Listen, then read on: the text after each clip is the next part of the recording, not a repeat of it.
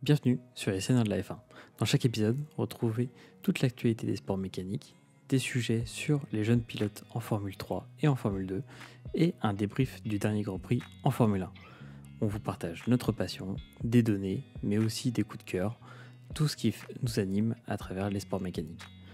On vous souhaite une bonne écoute et à bientôt. Bonsoir, bienvenue pour ce nouvel épisode des Seigneurs de la F1, le 7e de la saison 2. Ce soir, je suis avec Yo-Yo, qui va intervenir et nous parler du Grand Prix de Monaco, mais aussi de l'IndyCar 500. Déjà, merci à vous de nous suivre à travers les réseaux, mais aussi en podcast sur toutes les plateformes de streaming et sur YouTube. Et pour ceux qui sont dans le meilleur chat de France sur Twitch, merci à vous. Yo-Yo, comment ça va ce soir ? Écoute, ça va, on a eu un beau week-end à sport. Petite pensée pour nos deux acolytes qui sont absents ce soir, notre cher Jonas et Alex.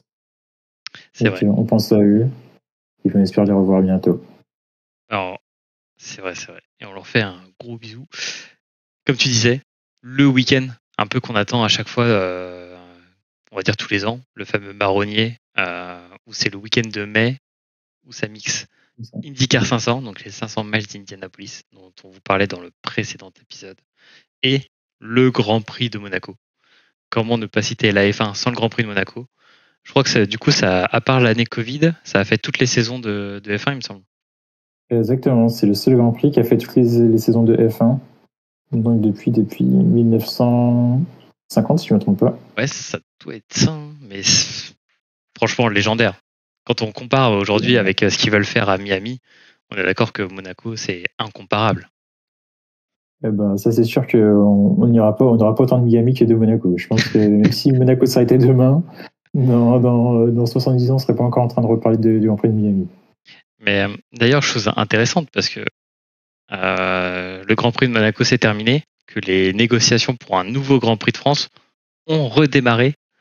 Est-ce que tu penses que c'est grâce au spectacle qu'on a eu ce week-end que ça a redémarré, ou au moins ça a permis d'aller accélérer les choses ?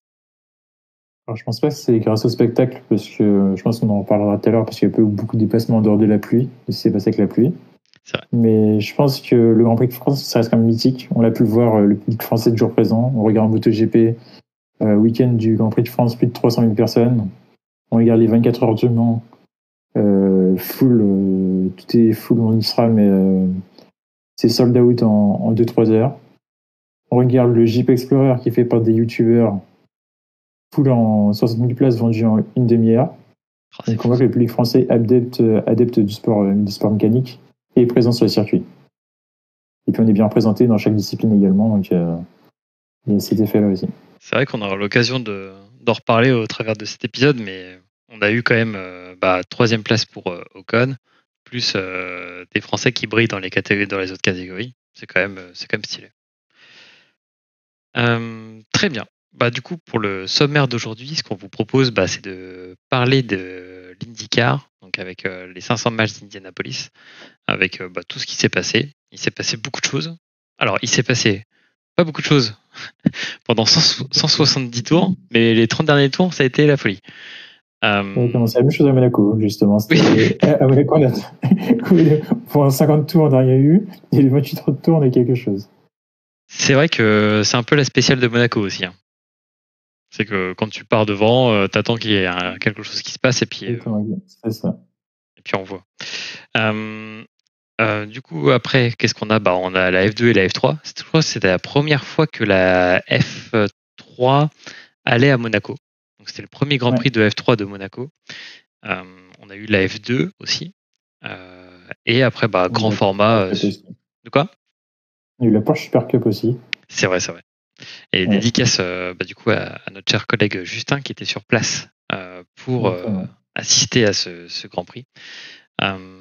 Et enfin, du coup, on terminera par le grand format du débrief du Grand Prix de Monaco, avec des sujets un peu focus qu'on a mis par-ci par-là. Un sujet sur Alpine, parce que excellente performance de l'écurie française. Dommage pour Alonso, Ça, on aura l'occasion d'en parler. Un petit sujet sur Verstappen, juste pour parler quand même de ceux qui sont devant. Mercedes, puis Ferrari. Et enfin, on terminera cet épisode avec le Road to Barcelone, qui est le prochain Grand Prix. En vrai, là, on a de la chance parce que c'est une succession de Grands Prix assez stylés entre Monaco et Barcelone. Dommage qu'on n'ait pas eu le Grand Prix d'Imola. Et d'ailleurs, on pense à tous les gens qui ont subi les inondations dans la région d'Émilie-Romagne. Mais dommage qu'il n'y ait pas eu ce Grand Prix-là à cause de la météo. Mais j'en connais quelque chose, ayant été à Spa il y a 2 ans. Enfin bref. Quelque chose à rajouter, Yo, pour l'intro? Non, c'est tout bon pour moi. Tu as bien tout présenté. Top. Je pense qu'on peut partir aux États-Unis et commencer par la première étape de notre triple couronne. Alors, pour ceux qui savent pas ce que c'est, triple couronne, c'est lorsqu'un pilote remporte Monaco, les 500 miles d'Indianapolis et les 24 heures du Mans. Et donc là, il a vraiment remporté toutes les épreuves mythiques sur tous les territoires européens et américains. Exactement. Ça, c'est très bien résumé. On prend l'avion en direction des États-Unis. On arrive à Indianapolis pour les 500 miles. Et comme tu le disais, du coup, la fameuse triple couronne. Pour l'instant, il n'y a que Graham Hill qui l'a remporté. Donc, comme tu le disais, c'est Grand Prix de Monaco, 24 heures du Mans, 500 miles d'Indianapolis. Il y a quand même notre petit Fernando Alonso qui est pas très loin derrière. D'ailleurs, il a déjà fait les 500 miles d'Indianapolis. Il avait terminé 21e en 2020. Avec McLaren. Avec McLaren. Et c'est pour ça qu'il était revenu en F1 avec McLaren. Ça s'est pas passé forcément très bien, mais bon. Et on a aussi peut-être Juan Pablo Montoya qui pourrait en fait faire les 24 heures du Mans pour aller chercher cette triple couronne. Et Sachant que son fils, je crois, il participe également cette année, ou l'année dernière, il a déjà participé. Donc il y a moyen que les deux se retrouvent à la même écurie et puis chassent les temps soit en LMP2, soit en GT. Exactement. Mais franchement, c'est quand même le Saint Graal. C'est le Saint Graal du sport auto. Quand tu prouves que tu as gagné en Formule 1, en endurance avec les 24 heures du Mans, et un peu le format hybride des 500 miles, c'est comme stylé. Du coup, qu'est-ce qui s'est passé ce week-end au 500 miles d'Indianapolis? Si vous suivez les épisodes précédents des saisons de la F1, vous le savez, on aime bien l'IndyCar, parce que c'est quand même une discipline qui se rapproche assez de la Formule 1, avec aussi des fois des anciens pilotes de F1 qui y vont. Et ça peut nous donner des courses assez spectaculaires. Et aussi, il y a un défi technologique qui est formidable dans l'IndyCar. Et il y a des courses mythiques. Et les 500 miles, c'est ça. 500 miles d'Indianapolis, et vous avez un circuit qui est ovale. Un bel ovale. Un bel ovale de je sais plus combien de kilomètres. Je crois que c'est assez court. Ça fait c'est quasiment 4 miles, comme ça, je crois, non, si je ne me trompe pas. Ouais, ça devait être ça. Et on fait 200 tours autour de cet anneau. Ce qui fait 200 tours. 200 tours à vitesse ultra rapide, avec des défis à relever, c'est-à-dire il faut que la voiture reste en piste. Et vous le verrez qu'il y a eu des accidents. Il y a toujours des accidents assez spectaculaires, parce que tourner 200 tours sur le même circuit ovale, des fois ça peut lasser, et on a tendance du coup à se relâcher. La voiture s'allège aussi, les pneus fatiguent, et du coup on peut vite se cracher. Ouais, alors pour rectifier ce que je disais, c'est 4 km et 2 miles et demi. Voilà, 4 km, 2 miles et demi. Et qui a gagné? C'était la première fois depuis quasiment 10 ans qu'il n'y avait pas un Américain qui avait gagné les 500 miles d'Indianapolis, et c'est arrivé avec Newgarden qui parvient en fait à passer Ericsson sur le dernier tour, parce qu'en fait c'était une course rocambolesque où dans les 10 derniers tours, il n'y a eu que des accidents, parce qu'il y a un phénomène ce qu'on appelle de restart. Donc en fait on redémarre la course tant qu'il y a des accidents. Ce qui fait que plus l'arrivée se précise, plus en fait il faut mettre tout de suite le drapeau rouge, relancer les voitures, etc., etc. Ce qui fait que ça donnait une course très hachée à la fin. Et on le voit en fait à 3 tours de la fin, énorme accident. Et là on met drapeau rouge, on relance pour un seul tour, ce qui est inédit un peu en IndyCar. Et derrière Ericsson qui n'arrive pas à gagner, car il était premier jusqu'alors. Ce qui fait qu'il passe à côté de ce qu'on appelle le back-to-back. Donc, il gagnerait 2 fois d'affilée les 500 miles. Et il faut savoir que chaque année, la personne qui a remporté l'année précédente a l'opportunité de faire du coup le back-to-back. Et s'il fait le back-to-back, il gagne une cagnotte où on rajoute, je crois, je sais plus si c'est 50 000 ou 20 000 dollars à chaque fois, chaque année, tant que c'est pas gagné. Et là, Ericsson avait la possibilité de gagner 500 000 dollars en plus s'il faisait le back-to-back. Donc il est passé à un tour de 500 000 dollars. Et là, je pense qu'il avait un peu les boules, honnêtement. Je pense aussi. Et pour le prestige, c'est incroyable aussi. Oui, on gagne les 500 miles, ça nous ouvre les portes de tellement de médias, de possibilités aussi de sponsors. Ouais, exactement. Et pour la petite histoire, il y a aussi des séances de qualification pour les 500 miles d'Indianapolis où on peut avoir des voitures on peut se qualifier en ayant des voitures un peu spéciales. Ce qui fait qu'on peut tomber sur des comme là. Et je crois qu'ils ont fini dans le dernier tiers du classement. Et c'est en fait un jeune père avec son fils qui ont monté une écurie, une voiture. Ils ont conçu la voiture. Ils sont arrivés sans sponsor et ils étaient en train de se battre. Et à un moment, ils étaient même dans les premières places. C'est quand même assez fou. Ouais. Alors, pour expliquer un peu comment ça se passe pour la qualification, c'est assez particulier. Et donc, en France, nous, en Europe, on regarde au temps, au chrono, alors que sur Oval, particulièrement pour les 500 miles d'Indianapolis, c'est la moyenne des tours. Donc, les pilotes font 2 tours. Et c'est la moyenne du nombre de kilomètres/heure au tour qui prend en compte. C'est vrai. Et d'ailleurs, ça donne une situation un peu bizarre où, du coup, je crois que tu as, je sais plus quel pilote qui a réussi à se qualifier. Ouais, qui a réussi à se qualifier parce qu'il était pile dans ces tours-là, quoi. Exactement, dans ce tour-là, ouais. Et il y avait aussi les 2 premiers étaient à égalité. Je me souviens plus qui a fait la pole, honnêtement. Et ça s'est partagé à celui qui a fait le premier, donc celui qui a fait la meilleure vitesse lors du premier tour. C'est fou. C'est vraiment des fous. T'imagines si tu avais ça en F1 ? Ça serait incroyable. Terminado. Et comme on vous le disait, Newgarden qui remporte son premier 500 miles d'Indianapolis. Vous verrez notamment sur les réseaux la tradition où on boit du lait et on verse du lait. Et il y a le fameux choix de chaque pilote avant la course des 500 miles d'Indianapolis où ils doivent choisir le type de lait qu'ils souhaitent. Donc demi-crémé, lait entier, et ça donne lieu à des séquences un peu marketing à l'américaine. Et avec un petit bisou sur la piste, sur la ligne à passer. C'est vrai. Et sachant que la ligne a gardé, c'est le seul élément qui a vraiment gardé l'authenticité du circuit à l'ancienne. Je suis à la ligne en pavé. Alors, je ne sais pas si vous l'avez déjà vu. La ligne en pavé. D'ailleurs, on le voit un peu sur l'image parce qu'en fait, ça fait une petite démarcation. Pour les gens qui sont en live ou sur YouTube, en fait, on voit une petite démarcation et c'est cette petite ligne en pavé qu'on apparaît. Donc en vrai, si jamais vous n'avez pas vu d'IndyCar, on vous recommande l'année prochaine de commencer avec les 500 miles d'Indianapolis. Ça va vous mettre dans le ton direct dans tout ce qui est le sport à l'américaine. Et ça nous fait une transition toute trouvée vers l'accident du week-end.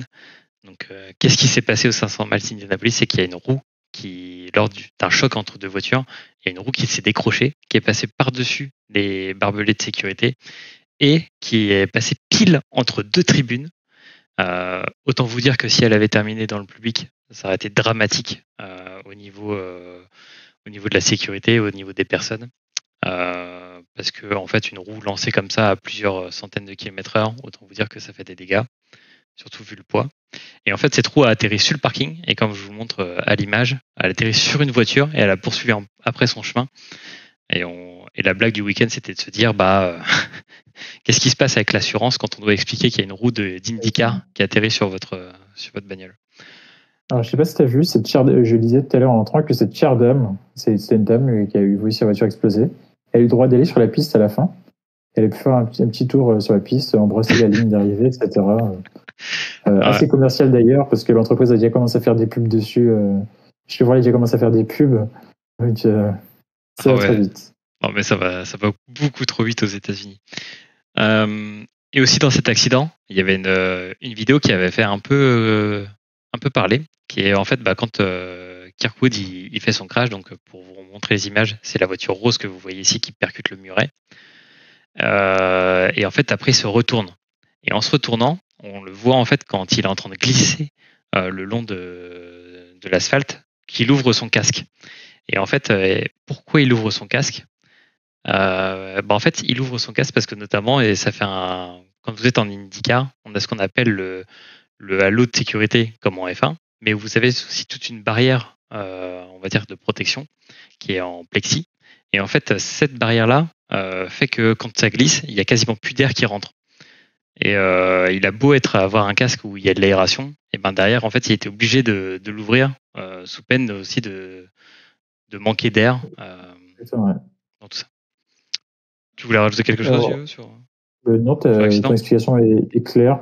Après, je pense que tout le monde a déjà vu l'Aeroscreen. Je pense plutôt aux fans de Gran Turismo, avec la Red Bull qui était dans le jeu avant.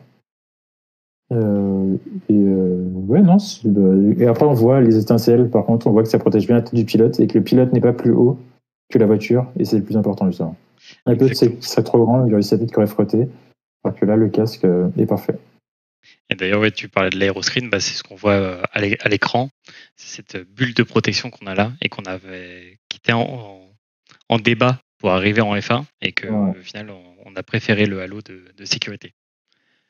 Exactement. Ce qui est dommage, alors c'est vrai que le halo a fait plein de vie, mais c'est vrai que niveau style et visibilité, l'aéroscreen, quand on regarde les on-boards à IndyCar, c'est quand même beaucoup plus incroyable que le halo où tu vois à moitié, quoi.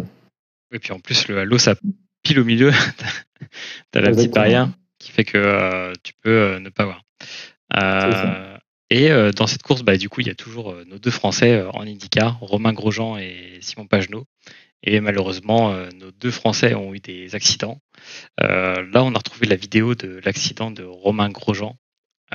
Pour Simon Pagenaud, il a été percuté par un autre participant. Mais Romain Grosjean, ce qui est fascinant dans son crash, c'est qu'on voit en fait toute la difficulté des IndyCar sur l'Indy 500, donc sur les 500 miles d'Indianapolis.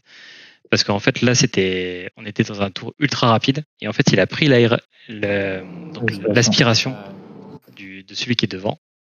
Et en fait, ça l'a décroché de sa trajectoire, ce qui fait que quand il a voulu tourner, et la voiture s'est laissée emporter le long de la glissière. Et là, après, pour récupérer une IndyCar à cette vitesse-là, autant vous dire que c'est très, très compliqué.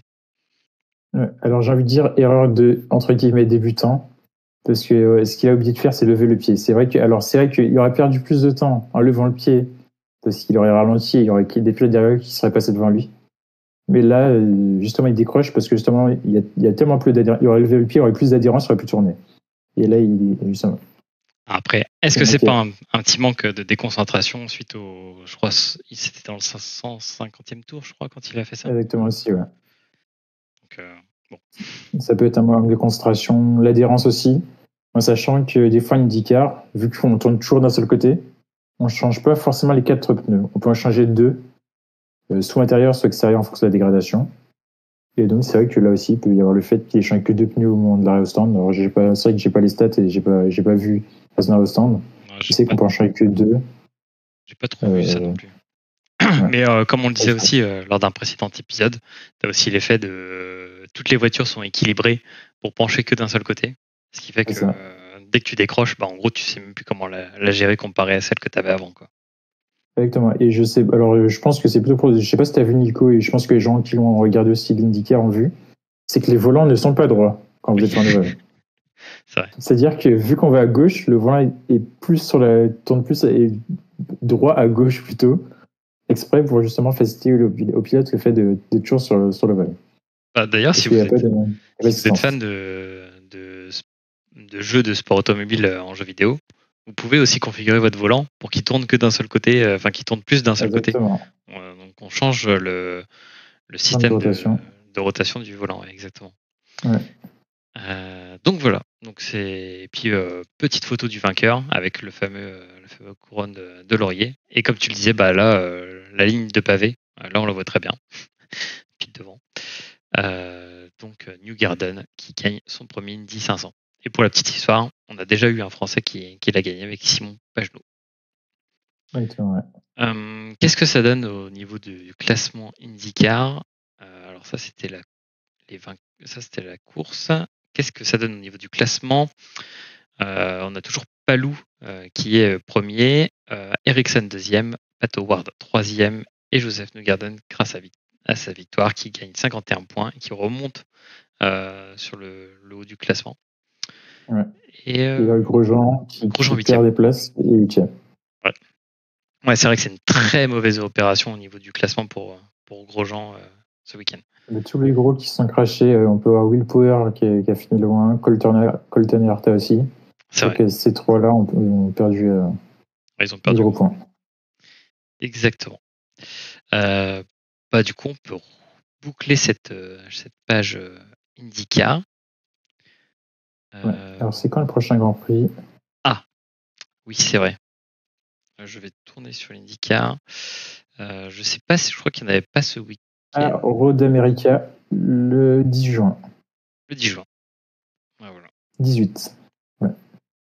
Alors attends, j'en ai un, le 4 aussi.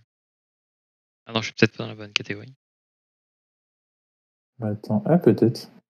J'ai 4 juin. Ouais, t'as raison. Détroit, ouais. Détroit le 4 juin. 4 juin, 18 juin.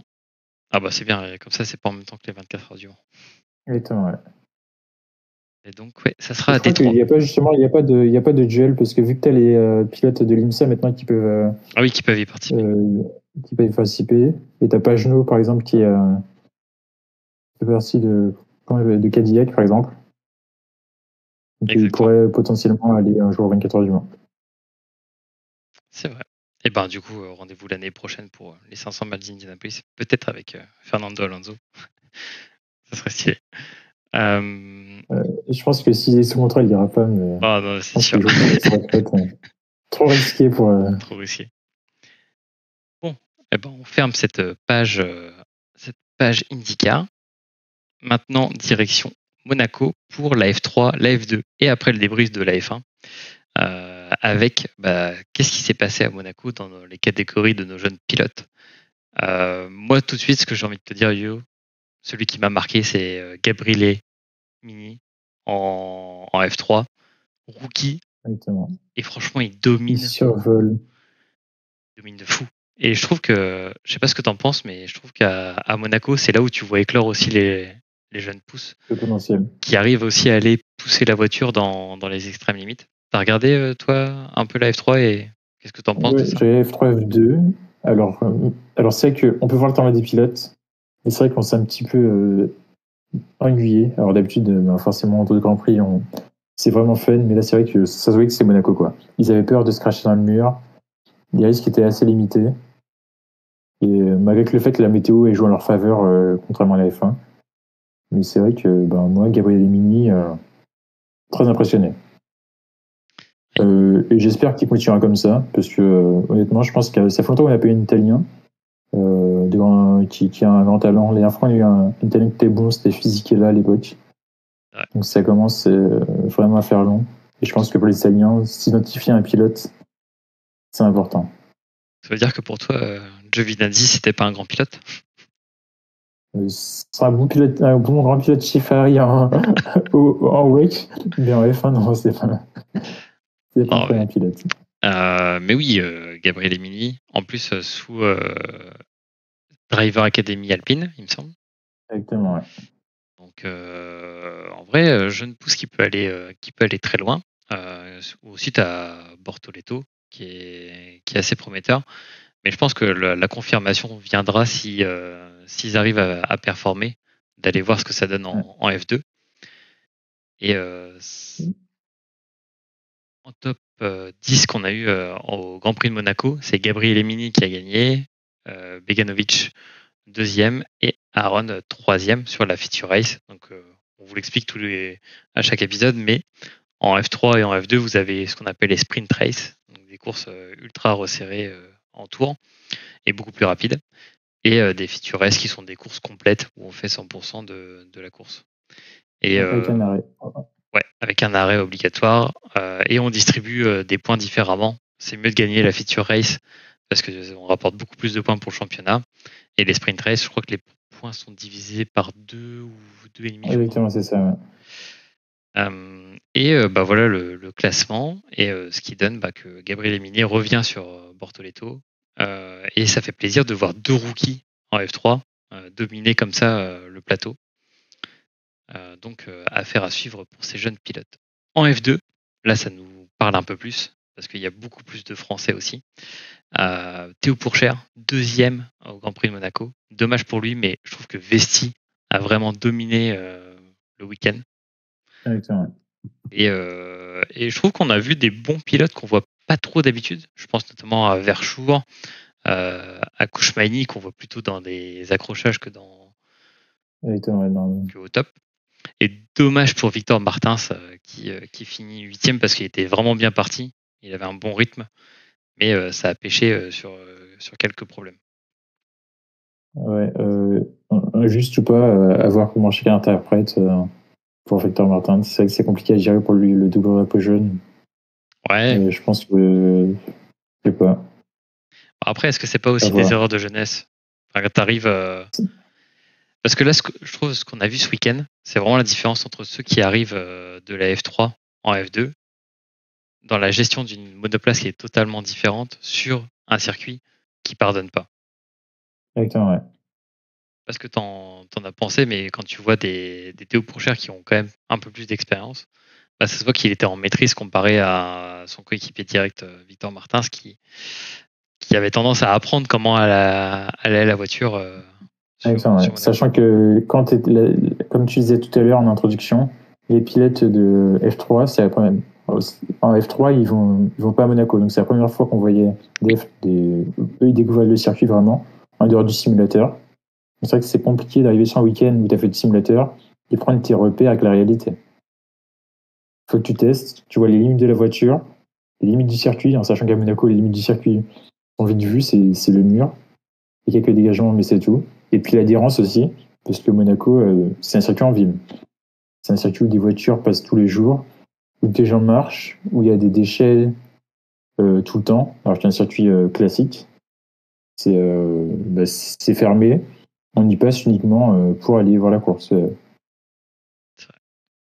Non, mais l'adhérence est totalement différente. C'est vrai que c'est pas du tout pareil. Et d'ailleurs, si vous suivez depuis très longtemps les seniors de la F1, on vous expliquait, je crois, dans les premiers épisodes que aussi à Monaco, ce qui est particulier, comme tu disais, dans les circuits en ville aussi, et c'est là où on va attendre le circuit de Las Vegas, c'est que il y a des paramètres qu'on n'a pas l'habitude de voir sur des circuits classiques, on va dire, comme notamment, ça peut paraître bête, mais les bouches d'égout. C'est ça. Et il faut savoir que je crois que c'est en mars-avril, les bouches d'égout commencent à être scellées à Monaco, où du coup elles sont vraiment intégrées dans la partie circuit pour éviter que la F1 ou les F2, quand elles passent à fond, soulèvent la plaque d'égout sous l'effet d'aspiration.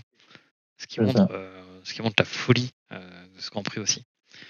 Et vu que tu parles des éléments urbains, il y a une chose auquel on ne pense pas, mais c'est aussi tout ce qui est marquage au sol. Passage piéton, qui est ultra glissant. C'est comme nous quand on voit quand il fait froid, quand il gèle, ou même quand il pleut, on peut glisser sur un passage piéton. Donc là, c'est la même chose sur la pneu de F2 ou F3. Le pneu n'a pas d'adhérence, ça glisse. C'est aussi un élément à prendre en compte. Et on l'a vu quand il a commencé à pleuvoir en F1. On aura l'occasion d'en reparler. Au niveau du classement, en F2, alors là, Vesti qui reprend un tout petit peu d'avance sur Pourchère. Iwasa, c'est le grand perdant de ce week-end parce qu'il avait l'occasion. Il a dépassé les deux d'ailleurs. Vesti est passé premier, il était troisième, il est passé premier. C'est vrai. Et Iwasa, je crois qu'il était du coup. Il était leader, il a perdu 2 places. Il a perdu 2 places. Et c'est aussi que c'est le grand perdant. Et je trouve qu'il arrive aussi aux limites de ce qu'il peut faire, je trouve, Iwasa, face notamment à des Vesti et des Pourchères.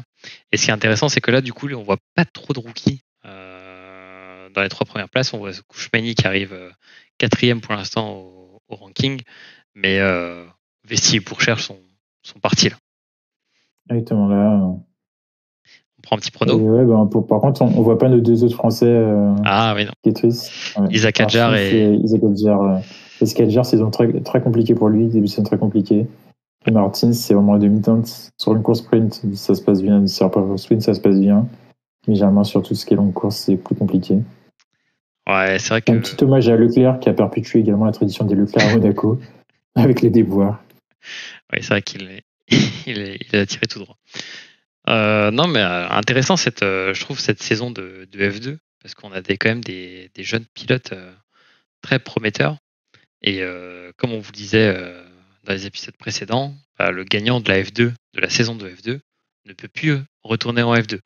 Donc c'est-à-dire que soit il va en F1, soit il vote pas.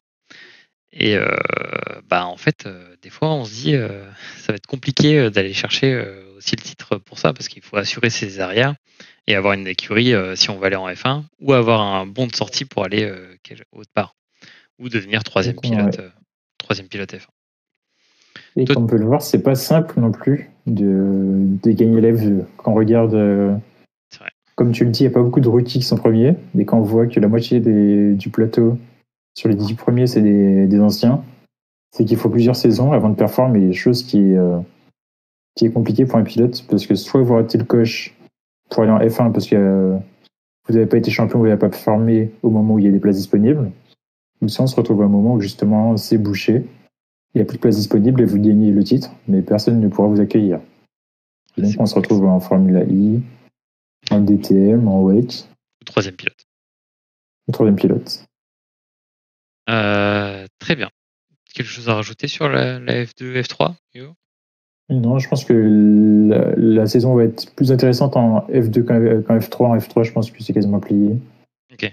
Et par contre, en F2, on va avoir une belle bataille entre Vesti, Pourchère et Iwasa si il arrive à faire le trou. Après, les autres, j'y vois pas champion clairement. Mais ils peuvent se montrer sur d'autres courses. Bon, du coup, on peut clore le sujet F2 et puis on verra sur les prochains Grands Prix ce qui va se passer du côté de nos jeunes rookies. Et bien maintenant, c'est l'heure d'ouvrir la catégorie reine qu'on aime tous, la F1. Qu'est-ce qui s'est passé en F1 ce week-end ? C'était le Grand Prix de Monaco et la victoire de l'imbattable pour l'instant Verstappen, avec une deuxième place ensuite pour Alonso, Ocon qui est troisième, et après les deux Mercedes qui se suivent, Hamilton-Russell, Leclerc-Gasly, Sainz-Norris-Piastri, et les McLaren qui commencent à se montrer. Donc on aura l'occasion de revenir. Si vous avez l'habitude de suivre les sites de la F1, vous savez qu'on fait nos pronos. Et je suis fier d'avoir gagné ce week-end avec mes 17 points en pariant sur Verstappen Alonso. Alexandre, qui n'est pas là, avait quand même mis Leclerc premier, comme à chaque fois quasiment. Si c'est pas Leclerc, c'est Pérez. Et on voyait quand même Alonso finir dans le top 3 tous les trois. Donc en vrai, c'était pas non plus une surprise. Et non, c'est pas une surprise. Et notre brave Alonso, du coup, qui termine deuxième. Et là, il fait 4 top 4 consécutifs. Et ça, c'est assez beau parce que ça montre la régularité aussi d'un pilote qu'on adore et qui, quand même, est pas tout jeune. Et il arrive à tenir le rythme et la cadence en s'adaptant aussi aux nouvelles monoplaces. C'est du grand Alonso qu'on a là, Yo-Yo. Et je pense qu'Alonso, c'est le pilote de l'histoire le plus complet. Il s'adaptait à toutes les générations de F1. Il a fait de l'IndyCar. Il a fait de l'endurance. Et il peut aller n'importe où à n'importe quel moment. Il s'en sort et il fait des performances incroyables, peu n'importe la voiture qu'il a. On peut lui donner la voiture plus naze. Je pense qu'on lui donne une As. Il en fait un Lego et il arrive à faire des top 10 avec. Ouais, quand même, tu le mets à ce niveau-là. Ok. En vrai, voilà. Il faudrait prendre les paris.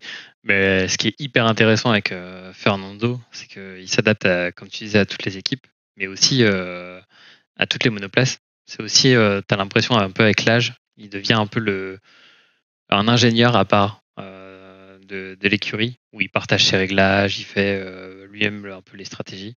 Ce qui a été très dommage lors du Grand Prix de Monaco, c'est qu'il aurait pu peut-être remporter ce Grand Prix, mais patatras, au moment où il fallait choisir les pneus intermédiaires parce qu'il commençait à pleuvoir, il s'est retrouvé à choisir les pneus médium. Très mauvais choix. Alors, est-ce que c'est de l'écurie ou est-ce que c'est Fernando qui a choisi? Parce qu'on sait qu'il aurait pu avoir cette décision où il aurait pris les pneus médiums pour aller en se disant ça va sécher assez rapidement et passer devant tout le monde. Est-ce que tu penses que c'est un choix de l'écurie ou un choix de Fernando? Alors moi, je pense que c'est un choix de l'écurie. Je pense qu'aujourd'hui, les écuries réfléchissent plus avec l'ordinateur qu'en écoutant leur pilote. On a pu le voir avec Sainz, on a pu le voir avec Norris récemment. Alonso, c'est sûrement une victime de l'ordinateur parce que quand on écoutait les prévisions sur Canal, chaque écurie avait sa petite météo. Certains disaient qu'il allait pleuvoir dans 5 minutes, d'autres dans 35 tours. C'était vraiment incroyable. Donc je pense qu'ils se sont plantés littéralement en se disant bon, bah, la météo nous indiquait ça. On tient, on met des pneus. On sait qu'à Monaco, ça sèche assez rapidement. L'ordinateur nous disait qu'on sortirait en tête. Je pense que c'est ce qui s'est passé. C'est le scénario qui s'est passé pour moi. Alors qu'il aurait écouté Alonso, je pense qu'Alonso, lui, voulait mettre les pneus et dire bon, ben, je fonce. Je sais que je m'arrête avant Verstappen. En 1 ou 2 tours, je l'ai dépassé parce qu'il n'aurait jamais le temps d'anticiper mon arrêt. C'est vrai. Du coup, est-ce qu'ils auraient pu faire le test avec Stroll? Parce que Stroll était très loin. Est-ce qu'ils auraient pu tester avec Stroll, qui est très bon sous la pluie, de lui mettre ces pneus-là pour voir en fait ce qui se passe? Mais Stroll, il était en mode Mario Kart avec la petite étoile lui défonçait tout. Donc je pense que s'il faisait ça. C'est vrai. Il y a un petit drapeau rouge. T'as pas tort. Mais oui, c'est vrai qu'on dit dans le chat les écuries n'écoutent jamais leurs pilotes, mais je pense que quand on a un Fernando, on peut l'écouter. Et après, il y a eu de nombreux cas où je trouve que les écuries peuvent, c'est vrai, écouter leurs pilotes. D'ailleurs, c'est un très bon sujet qu'on avait abordé, je crois, la saison précédente, où c'était la communication et la stratégie en F1, et qui dirige les stratégies en F1. Du coup, pour Aston Martin, c'est quand même une bonne place pour Fernando. Est-ce que tu penses que cette saison, il va aller chercher une victoire? Alors je pense, mais ce sera sur un Grand Prix où il y a du détail qui va jouer. Soit un problème chez Red Bull, soit de l'appui. À la rivière, c'est compliqué d'aller chercher Red Bull. La voiture, alors même quand elle n'est pas parfaite, on va pouvoir ce week-end. Verstappen, il a un truc niveau pilotage que les autres n'ont pas. Sans la voiture, il connaît les limites de la piste. Il y va. Et je pense que. Et puis, on sait. Alors, on joue régulièrement. Et on sait que. Alors, certes, les gens vont dire oui, c'est pas du réel, etc. C'est que du virtuel. Mais le virtuel, c'est de plus en plus réaliste. Le ressenti avec les voitures est incroyable. Les pistes sont laser scannées, donc c'est exactement la même piste. On arrive à ressortir comment ça s'appelle, l'adhérence, les températures de pneus. Donc je pense que Verstappen a aussi cet entraînement-là que beaucoup n'ont pas. Au quotidien, Verstappen il joue quasiment tous les soirs. Il stream avec la Team Redline et c'est ce qu'il fait. Je pense que ça aussi, il y a des petits trucs qui fait que il va chercher la limite, peu n'importe où il sera. Il sait que ça passera tellement il est surentraîné, il a confiance en sa voiture et en lui-même. Et là, tu me tords la perche pour le prochain petit sujet qu'on avait sur le Grand Prix de Monaco, c'est Verstappen. Verstappen intraitable. Je vais dire quelque chose que je pensais pas dire un jour, mais je commence à apprécier ce Verstappen, pas parce qu'il gagne, mais parce que ça devient maîtrisé. C'est-à-dire que il devient un peu plus calme, je trouve, dans la voiture, même s'il a toujours un peu des communications avec la team qui sont assez directes et tranchées. Mais je trouve qu'il est en maîtrise, et je trouve aussi le travail de Red Bull devient millimétré. C'est-à-dire que chaque détail compte. On le voit que ce soit dans les changements de pneus, que ce soit dans la stratégie, même si on est premier. Et c'est ça qui me plaît aussi dans les teams qui commencent à dominer le plateau. C'est qu'ils vont, au-delà de dominer, ils vont chercher en fait à toujours performer. C'est-à-dire que tu vas avoir un pilote et une écurie qui vont vouloir tout le temps aller de l'avant et non pas rester sur leurs acquis et rester sur leur première place. Et là franchement, à Monaco, c'était mais chirurgical, cette domination. La voiture associée à Verstappen. Alors la voiture à Monaco, je pense qu'elle n'était pas parfaite. On va pouvoir Pérez en lutte. Verstappen, jusqu'à ce qu'il fasse son tour où il touche 2-3 fois le rail, on se demande s'il va faire la pole. Et d'ailleurs, les temps chrono sont assez proches les uns des autres. Mais les deux réunis, en confiance, et comme tu le dis, toujours dans le micro-détail, ils vont chercher la chose qu'il faut. Ils sont intraitables. C'est, clairement, pour moi, ça fait longtemps depuis Mercedes, on n'a pas eu cette domination-là. Ouais. Et jusqu'à changement de réglementation où l'écurie qui arrive à investir un peu plus, à trouver la bonne combinaison, à les titiller, ça peut se faire sur un ou deux Grands Prix, mais sur toute la saison, c'est impossible. D'ailleurs, on aura l'occasion d'en reparler pour le prochain Grand Prix vers Barcelone, où il va y avoir des packs d'optimisation, les premiers gros packs d'optimisation qui vont arriver dans la plupart des écuries, à savoir si Red Bull en a, parce qu'on rappelle que Red Bull a subi comme Aston Martin, ont subi en fait une pénalité cette saison où ils avaient moins de temps pour développer l'aéro. Donc c'est du temps qu'on consacre à l'aéro et c'est quadrillé par la FIA. Donc on aura l'occasion de voir ça lors notamment des essais ce week-end. Sur Monaco, il y avait un autre petit sujet. On parlait un peu d'écurie. Écurie qu'on adore, Alpine, qui a performé avec notamment la 3e place de Ocon. Qu'est-ce qu'on pense de Alpine sur ce week-end ? Je pense que le fait de taper du poing sur la table, ça a fait du bien à tout le monde. Je pense qu'il fallait les recadrer. Les pilotes les remettent un peu sous pression parce que c'est vrai que on les voit assez en détente, en toute détente. Il fallait les recadrer, même si Gasly, même si Ocon.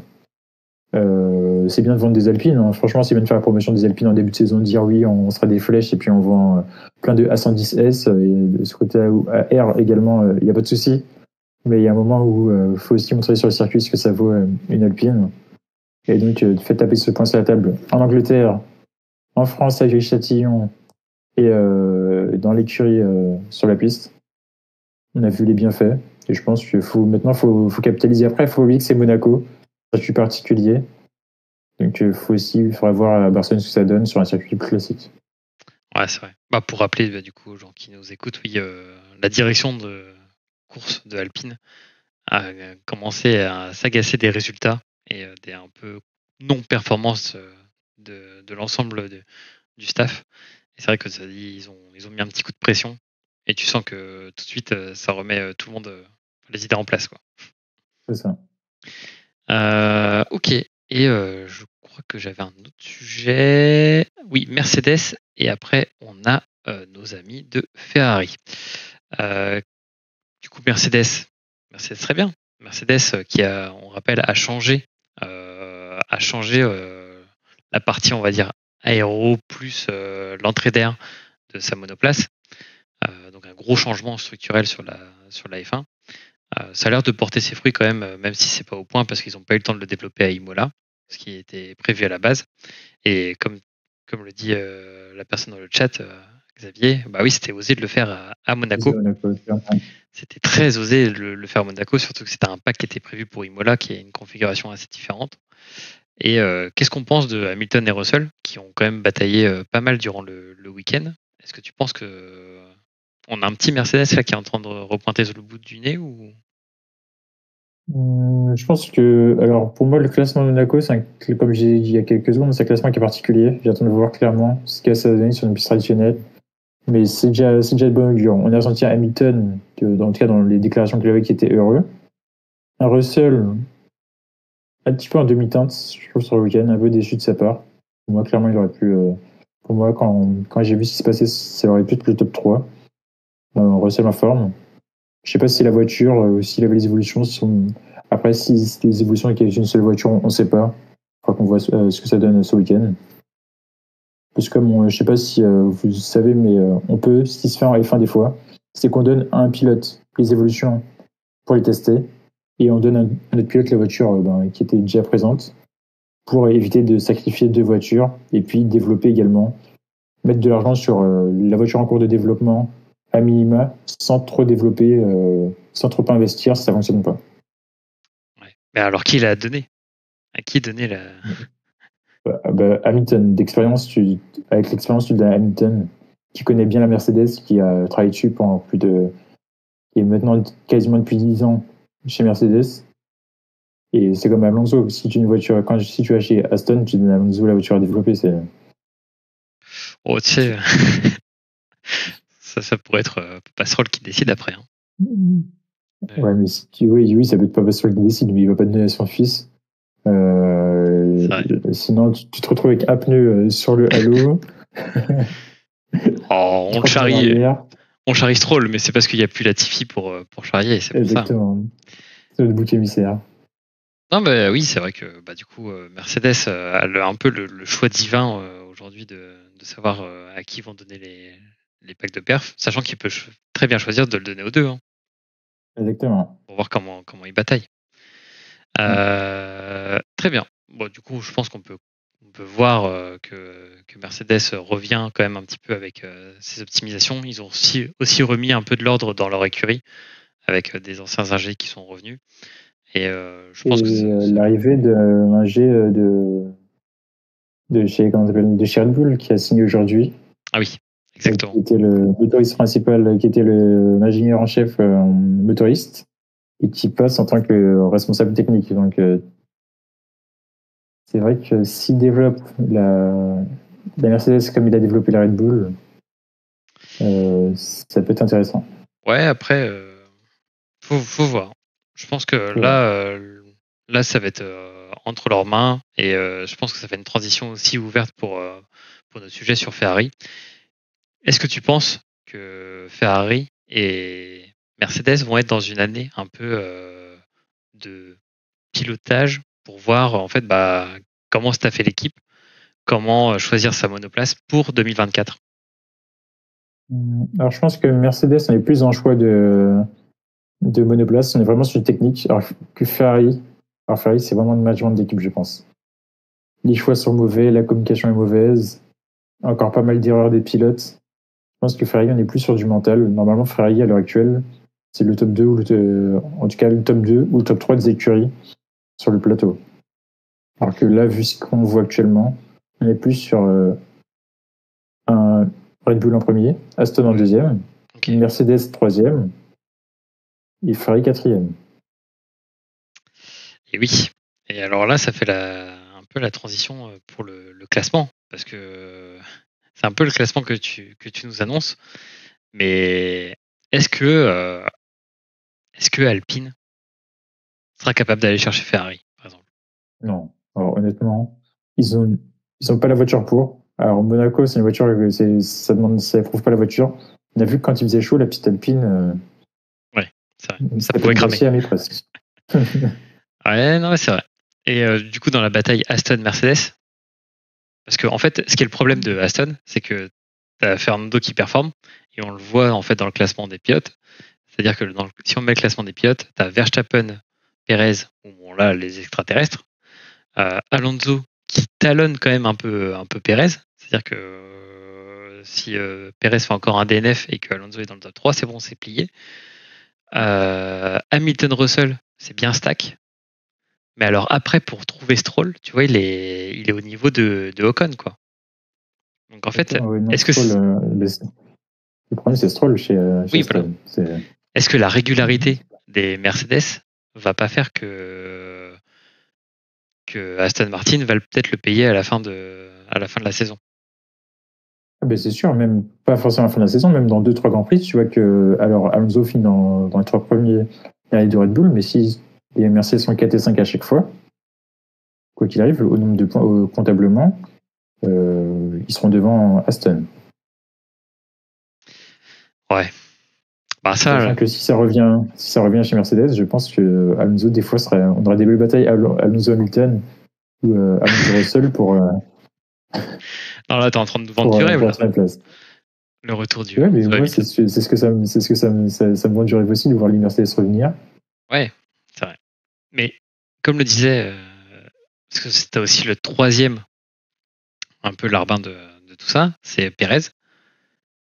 Et Alex, je sais qu'il est un fervent défenseur de la théorie de Perez sera remplacé. est-ce que tu penses que Pérez, il va sauter? Il va Il va sauter, contre-performer la moitié de saison? Je pense pas qu'il va sauter avant la fin de la saison. Honnêtement, Pérez, c'est le bon deuxième pilote. C'est comme j'aime bien le répéter, Pérez, c'est le petit Massa, le petit Barrichello de chez Ferrari. C'est deux types, tu dis, alors il essaye de se rebeller, mais tu sais très bien que on dit coup pour. On lui dit, tu t'arrêtes là, il s'arrête et sa course s'est abordée, il fait ce qu'on lui demande de faire. Non, mais c'est vrai. Voilà. Est-ce qu'on a là, on a l'ordre logique des pilotes, des pilotes numéro 1 dans chaque écurie? Il y a un piège. C'est dommage qu'il n'y ait pas Alex. Tu mettrais Sainz? Ferrari, je pense. Ah ouais. Chez Ferrari, sont tous les deux pilotes numéro 1, mais dans le bac à sable. Ah oui. Les mots sont dits, les mots sont durs. Bon, on verra ce que ça va quand même donner en Espagne à Barcelone. Donc ouais, pour faire le récap, Verstappen premier avec tellement de points d'avance. Alonso qui défend sa 3e place et qui commence à remonter sur Pérez. Et en classement des équipes, Red Bull devant, Mercedes qui est revenu à 1 point de Aston Martin. Donc c'est pour ça que le sujet était intéressant. Ferrari 90 points, Alpine 35, McLaren 17, As 8, Alfa Romeo 6, AlphaTauri 2 et Williams, que j'adore par-dessus tout, à 1 point. Mais on va se défendre et vous inquiétez pas qu'en 2024, ça sera l'année de Williams. Je le dis chaque année, mais là j'y crois. Chaque année on progresse, donc il y a forcément une année où il sera leur année. Non, mais même, je trouve que là, déjà on a plus Latifi. Je trouve qu'on a Albon qui performe. Albon sous la pluie. Albon, tu mets sous la pluie, ça performe, non? Ouais, le seul problème c'est que là je trouve qu'on n'a pas encore craqué le truc de la monoplace, mais l'équipe est bonne. C'est ça qui compte. Ouais. Très bien. Maintenant, petit sujet focus data, parce que ça on aime.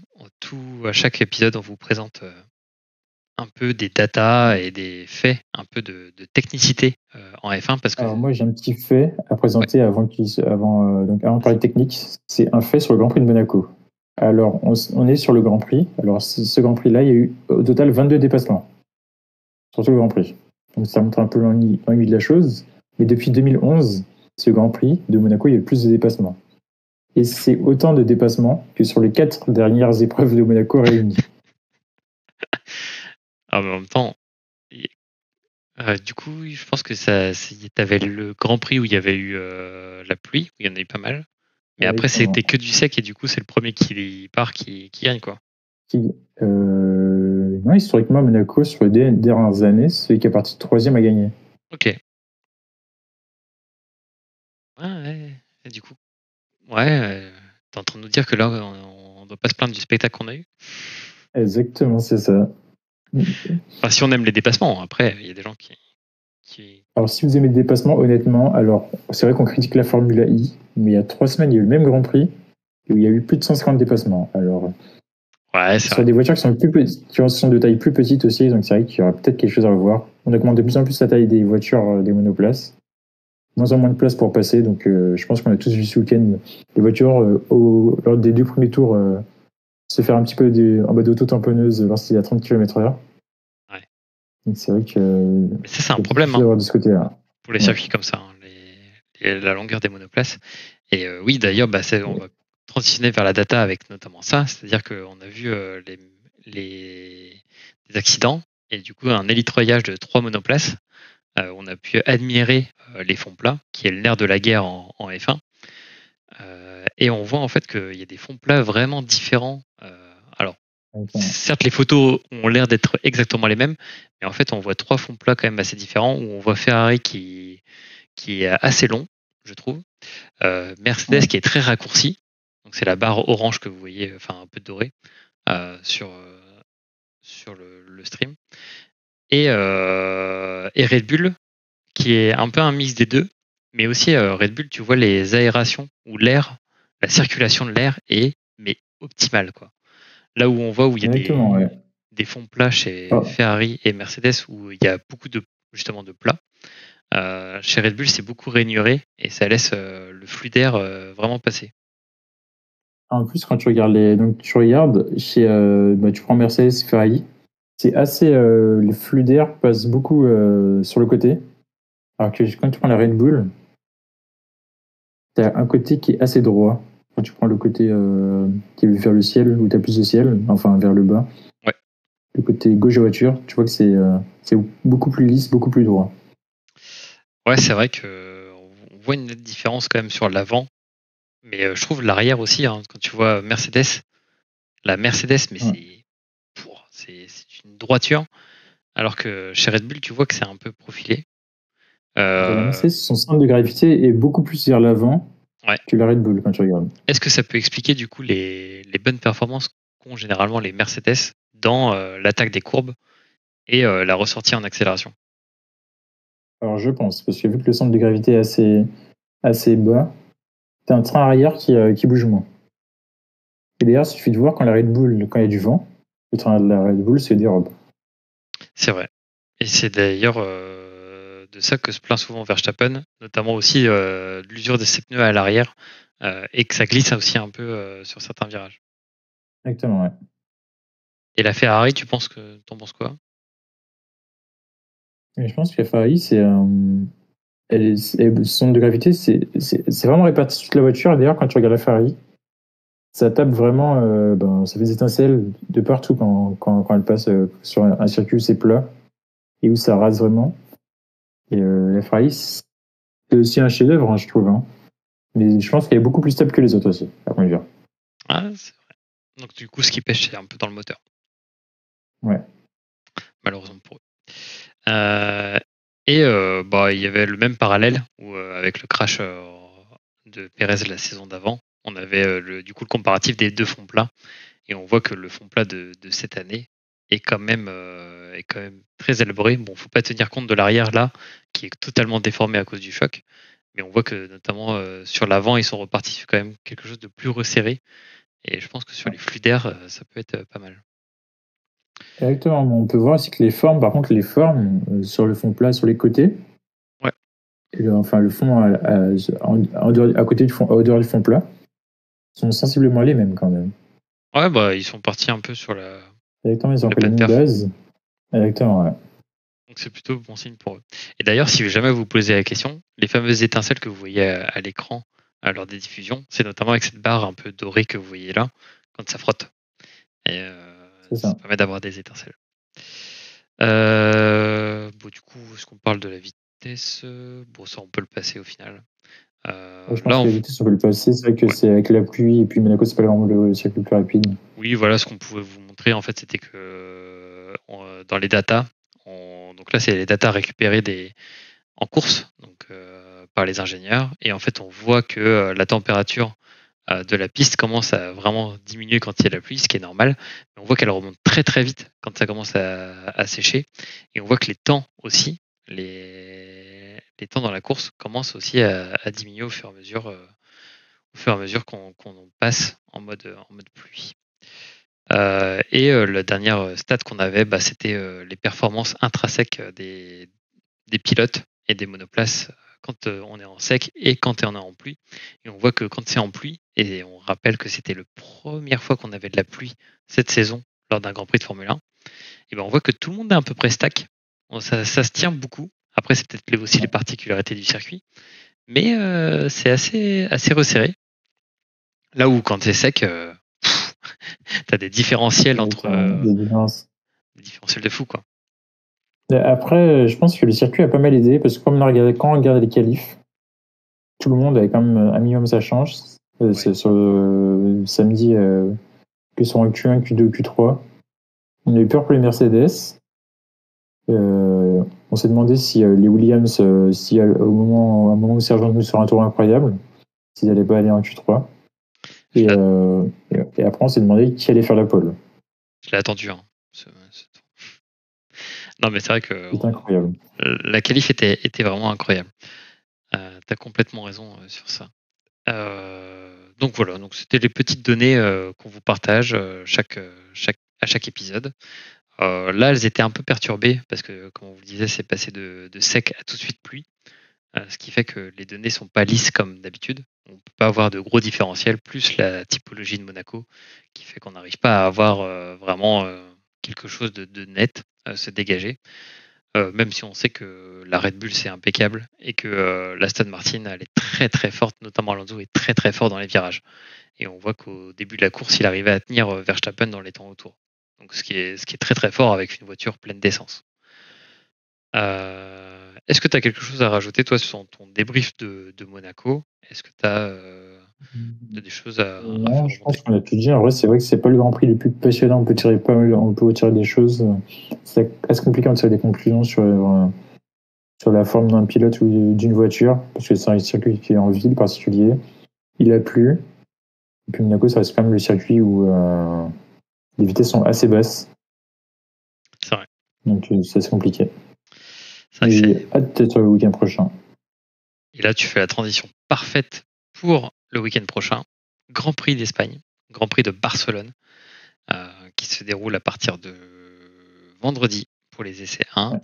Et la course 15h dimanche. Barcelone, un circuit qu'on adore quand même. Enfin, Et sans personnellement. chicane, première fois sans la chicane. Exactement, Yo-Yo. Virage 14. D'habitude, vous avez l'immense chicane où tout le monde ralentit et c'est assez complexe de la passer.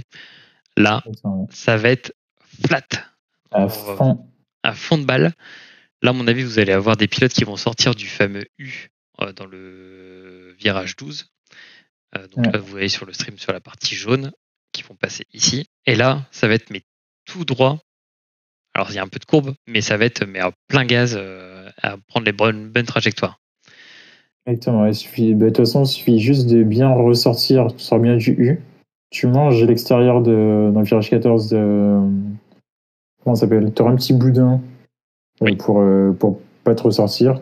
Tu le lèches et après, tu es à fond total jusqu'au virage numéro 1.